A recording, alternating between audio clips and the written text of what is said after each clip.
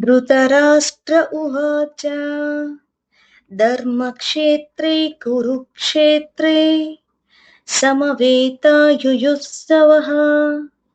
మామకాం పాండవస్సైవ కిముకుర్వత సంజయ. ధృతరాష్ట్ర ఉవాచ. ధృతరాష్ట్రుడు ఇలా అన్నాడు లేదా ఇలా పలికాడు.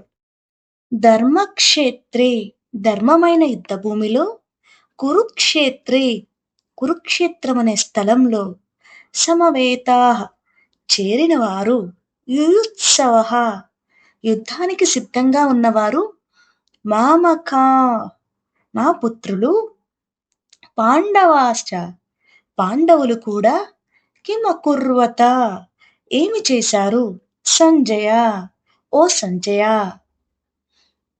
ఇప్పుడు మీనింగ్ చూద్దాం. ధృతరాష్ట్రుడు సంజయుణ్ణి అడుగుతాడు, ఓ సంజయ, నా కొడుకులైన కౌరవులు మరియు పాండవులు ధర్మక్షేత్రం అనే కురుక్షేత్రంలో యుద్ధానికి చేరిన తరువాత ఏం చేశారు అని అడుగుతాడు. ఇది ఈ శ్లోకం యొక్క సారాంశం. అయితే ఇక్కడ ఒక చిన్న పాయింట్ చూద్దాం. ధర్మక్షేత్రం అంటే కేవలం భూమి కాదు, ఇది ఒక ధార్మికంగా శుద్ధమైన స్థలం. అందుకే ధృతరాష్ట్రుడికి భయం కలుగుతుంది. ధృతరాష్ట్రుడు నా కొడుకులు అని మాత్రమే చెప్తాడు. పాండవులను విడిగా ఉంచడం ద్వారా అతని పక్షపాతం కనిపిస్తుంది. ఇది గీతలో మొదటి శ్లోకం.